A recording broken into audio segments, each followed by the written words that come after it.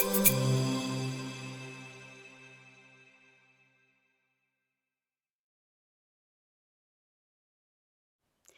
Leute, and we're here for our first irregular verb of the week, which is haben, to have. It can also mean to possess, like in English, so it's basically the same word. It's also used for the perfect tense, so I have done, blah blah blah, is also formed with haben in German most of the time. But we'll get to that in, when we get to the tenses. I just wanted to get it out there. Haben is literally the same as to have. So let's get straight to the forms.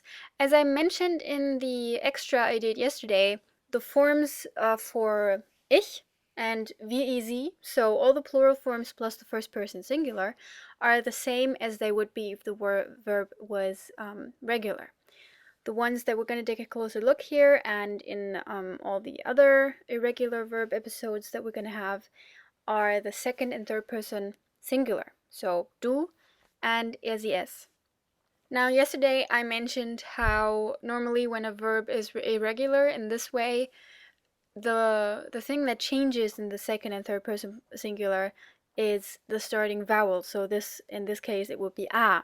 But haben is even an exception within the exception. So the a stays the same. What changes here, as you probably already noticed, is that we cross out the b. So it's not du habst, but du hast. And also not er, sie, es habt, sondern er, sie, es hat. As you may have noticed as well, ihr habt, that is kind of the form that you would expect for the third person singular, but it is the form that you have with the second person plural. So again, it is not du habst and it's not er, sie, es habt, but it is du hast and er, sie, es hat. So when we go through all of these, one right after the other, it would be ich habe, du hast, er, sie, es hat, wir haben, ihr habt, sie haben. Ignore the first form with a crossed out b, that's just kind of a visual demonstration for what not to do. The right form is the one in the back. So go through this list again. I'll give you some time to repeat after I repeat them again for you. Ich habe, du hast, er, sie, es hat, wir haben, ihr habt, sie haben.